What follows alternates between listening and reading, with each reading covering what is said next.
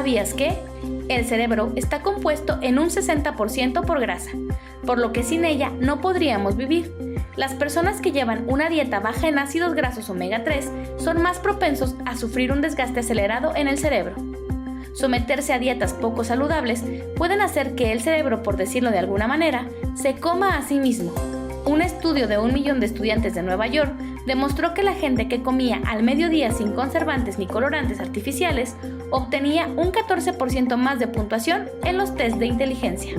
Muchas gracias por su sintonía. Continuamos con más en Los Investigadores Médicos, hablando de las enfermedades neurodegenerativas, y como se lo habíamos mencionado, no podíamos dejar sin la oportunidad de invitar al doctor Byron Labarreda, neurocirujano, a quien le damos la más cordial bienvenida. Doctor, ¿cómo está? Bienvenido. Muchas gracias, Claudia. Muy bien, muchas gracias. Gracias por la invitación.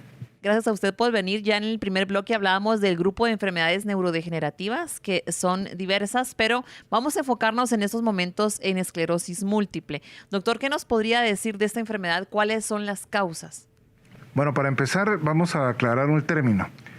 Cuando tú hablas de esclerosis, estás hablando de que se colapsa, si estamos hablando de un vaso arterial o venoso, y si estamos hablando de tejido cerebral, estamos hablando de que no es funcional.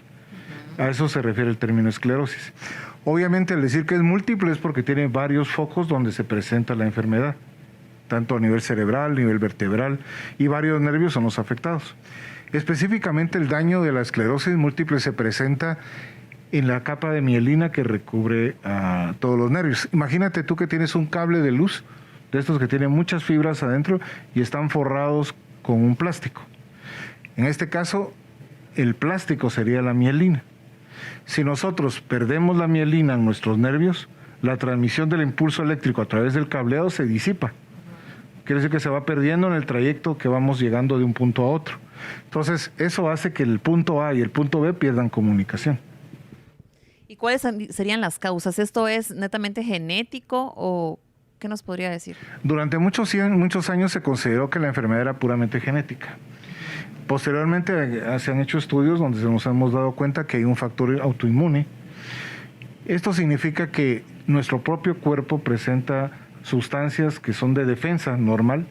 Son los mismos sistemas de defensa que utilizamos para prevenirnos de una infección, por ejemplo. Nuestros glóbulos blancos empiezan a atacar a nuestro propio cuerpo. Factores importantes como el complemento y otros factores importantes de defensa empiezan a atacar nuestras propias células. Y en este caso empiezan a atacar la mielina. Atacan tanto la mielina como en algunos factores genéticos las células que producen la mielina. Entonces, si genéticamente tú tienes ya un déficit en la formación de estas células, vas a tener como resultado la pérdida de mielina a largo plazo, ¿verdad? Muy bien. Bueno, y quisiéramos saber a qué edad prevalece más o cuál es el sector más vulnerable, y si hablamos también de género.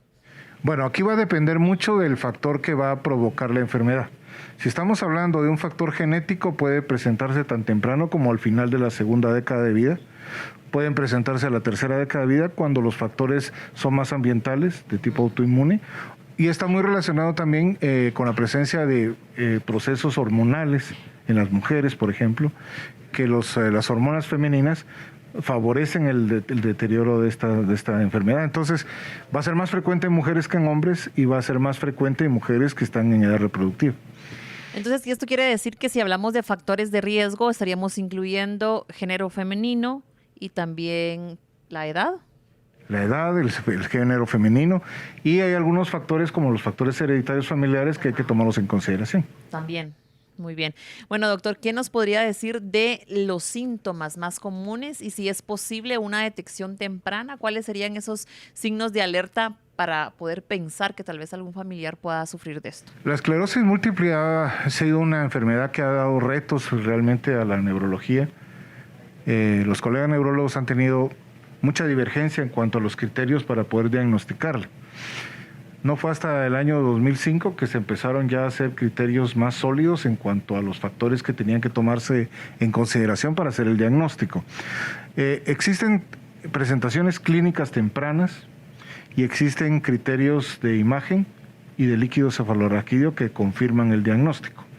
Inicialmente podrías empezar tú con un trastorno de desmielinización del nervio óptico, por ejemplo, una ceguera, problemas de visuales importantes y progresar a lesiones medulares, por ejemplo, con trastornos de transmisión eléctrica a tus brazos, a las piernas, o sea, trastornos de movimiento. Entonces, este tipo de criterios, nosotros los médicos que van a tomar el diagnóstico al paciente van a evaluar que existan criterios clínicos, que existan imágenes que puedan confirmar el diagnóstico y por último la presencia de algunas células en el líquido seborraquídeo que podrían determinar o confirmar en este caso la presencia de una esclerosis múltiple. Con estos signos que usted nos mencionaba de los movimientos y de lo de la ceguera, ¿podría confundirse con otra enfermedad sin antes hacer lo que usted ya mencionó, que ya es una prueba de laboratorio? Sí, por eso mismo, esa es la razón real que ha hecho que el diagnóstico sea un poco reservado al principio. Tú tienes que tener criterios mayores y posteriormente tienes que reconfirmar el diagnóstico, porque una de las cosas que es importante son los criterios de McDonald en las imágenes de resonancia. Tú tienes que tener más de un foco de desmielinización para poder considerar que estás viendo una esclerosis. La presencia de una zona sola de lesión no nos confirma el diagnóstico. En cuanto al movimiento, hay una situación muy interesante. Si recordamos que hablábamos de que el cable había perdido toda su cobertura, existe entonces fuga de sustancias que están dentro de la célula. El sodio empieza a fugar y el potasio se empieza a acumular afuera de la célula. Cuando se acumulan niveles altos de potasio en el espacio extracelular, automáticamente los niveles de movimiento se pueden presentar en forma espontánea. De esa cuenta, por ejemplo, uno de los síntomas podría ser movimientos espontáneos de las piernas. La contractura de piernas espontáneamente podría ser uno de los síntomas importantes en esta enfermedad. Sin embargo, existen muchas causas de por qué mueves tú las piernas en forma espontánea. No necesariamente una persona que tiene movimiento espontáneo de piernas va a tener el problema de esclerosis múltiple. A eso se basa el diagnóstico. Tienes que llenar ciertos criterios para poder determinar el diagnóstico. Doctor, y algo que asusta a los pacientes, a los familiares, es después de que ya se ha recibido el diagnóstico de que pues sí, tiene esclerosis múltiple, ¿cuál es la probabilidad de vida? Bueno, las personas tienen un pronóstico de vida muy largo. En realidad, nadie muere de una esclerosis múltiple per se. Existen complicaciones que puedes tener secundarias a la misma lesión, pero fundamentalmente mueren de cáncer, mueren de problemas pulmonares, de neumonías, problemas hematológicos y fundamentalmente de problemas cardiopulmonares como principal causa de fallecimiento. Muy bien, muchas gracias por resolver todas estas dudas. Sin duda alguna, pues tenemos muchas preguntas más que realizarle al doctor Byron Labarreda, así que quédese con nosotros. Este segmento es presentado por Norbrain. Actualmente se estima que en el mundo padecen esclerosis múltiple unos 2.5 millones de personas. La mayoría de los afectados tienen entre 20 y 40 años y 3 de cada 4 son mujeres. Debido a que en muchas ocasiones los síntomas iniciales de la esclerosis múltiple se pasan por alto porque desaparecen y vuelven a aparecer con el tiempo, actualmente existe un retraso en el diagnóstico y tratamiento de esta enfermedad de entre 1 y 2 años. En un 85% de los casos, la enfermedad se manifiesta en forma de los denominados brotes, es decir, episodios de afectación neurológica que suelen remitir parcial o totalmente, sobre todo en las etapas iniciales de la enfermedad. Eso sí, con el tiempo y en muchos casos, la enfermedad pasará a desarrollarse de forma progresiva y continuada, provocando daños sensoriales, físicos, psíquicos y produciendo diversas discapacidades. Se estima que en Guatemala, alrededor de 500 pacientes viven con esta condición. Después de nuestros consejos de salud, hablamos sobre las repercusiones que tiene la esclerosis múltiple en los pacientes. Ya volvemos.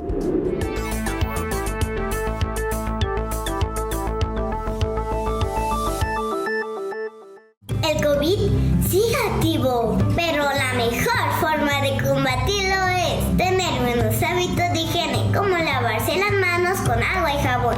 Pero más importante es mejorar nuestras defensas. Por eso yo tomo Cevirat Kids. Cevirat contiene minerales que hacen tu cuerpo fuerte y resistente. Además, es fácil de preparar. ¡Delicioso!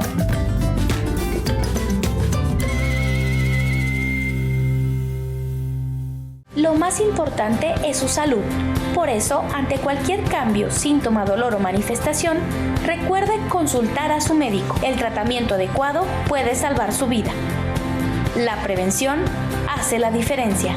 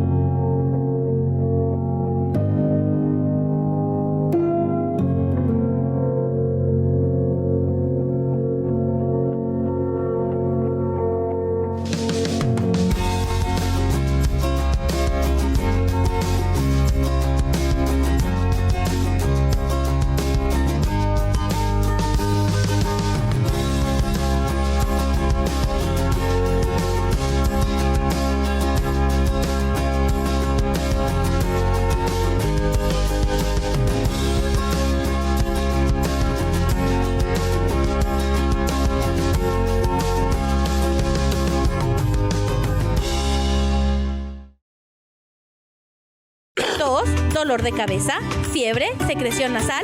Toma Lemovit Plus, la fórmula perfecta para el alivio efectivo de los síntomas de la gripe. Pharmalat, liderazgo de calidad. Falta de energía y apetito en tus hijos, deja las preocupaciones. Dales Winbit. Winbit con tu fórmula de vitaminas y minerales ayuda en el desarrollo, contribuye al correcto crecimiento y estimula el apetito. Winbit, el aliado de tus hijos. Windsor Medical Corporation. Durante 365 días les hemos servido con mucho amor. Y en Corporación Pharmalat estamos encantados de atenderle. Así que les deseamos una feliz Navidad, un próspero año nuevo y les recordamos que en el 2021 puedes sintonizar Los Investigadores Médicos por Guatevisión. ¡Felices fiestas!